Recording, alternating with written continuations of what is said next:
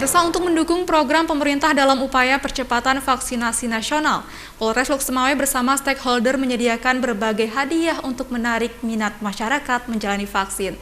Bagi yang beruntung akan mendapatkan hadiah umroh gratis.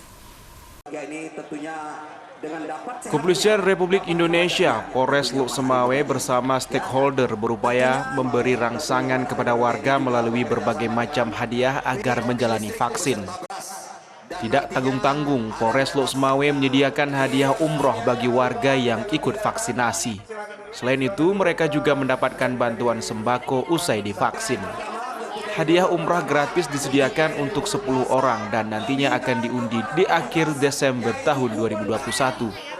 Pemberian hadiah umrah gratis untuk menarik minat warga agar ikut vaksinasi untuk menjaga kesehatan tubuh di tengah pandemi COVID-19. Warga Kota Lok Semawe dan sekitarnya sangat antusias ikut vaksinasi merdeka di halaman Masjid Islamic Center, Kota Lok Semawe. Selain dapat sembako, token listrik gratis, juga mendapatkan kupon hadiah umroh gratis yang akan diundi untuk 10 orang pemenang.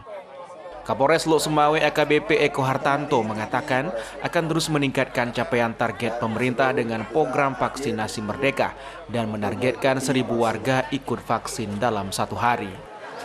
Target yang kita harapkan pada saudara-saudara kita baik di Kota Lok Semawe dan Aceh Utara, semua elemen masyarakat yang ada di Kota Lok Semawe dan Aceh Utara ini, hari ini saya targetkan 1.000. Ya, 1.000.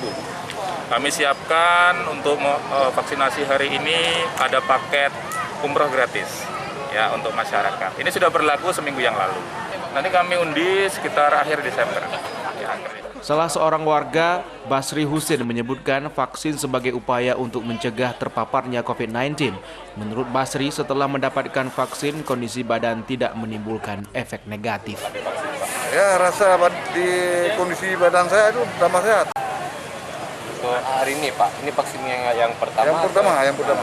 Ya, saya karena sudah vaksin, merasa tenang kehidupan saya.